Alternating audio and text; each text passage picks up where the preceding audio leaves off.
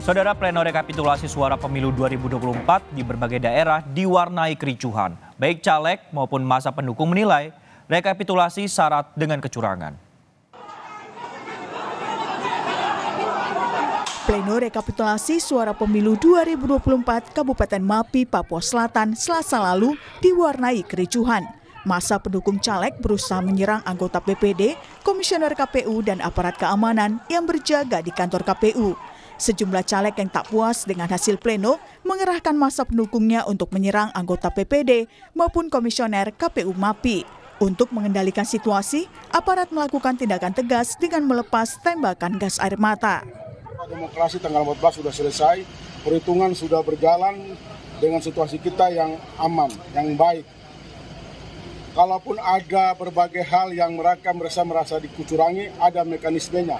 Silakan ke Bawaslu, silakan ke DKPP, supaya aturan yang berlaku sesuai dengan PKPU itu bisa kita tegakkan.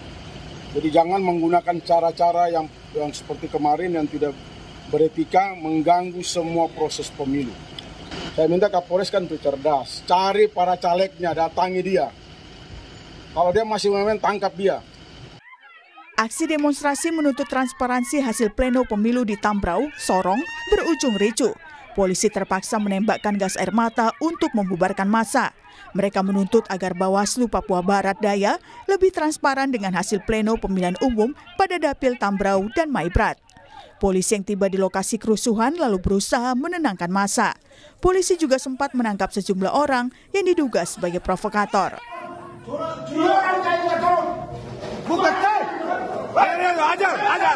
Kericuhan juga terjadi saat rekapitulasi hasil pemilu 2024 di tingkat Kabupaten Halmahera Selatan, Maluku Utara. Kericuhan ini bermula saat saksi dari salah satu partai protes hasil rekapitulasi.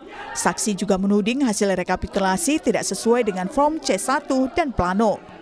Perdebatan semakin memanas, bahkan salah satu saksi sempat melakukan penganiayaan kepada Ketua PPK Kecamatan Gane Barat Utara.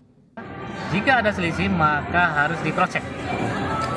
Jadi data yang misalnya kalau di kabupaten itu kecamatan ya, misalnya di kecamatan tertentu ada data yang berbeda. Maka di-cross-check mana yang benar pasti nanti bisa diketahui dari data itu, sehingga itu ada penyelesaian. Tidak boleh misalnya menggunakan kekerasan untuk melakukan hal-hal yang di luar substansi ya.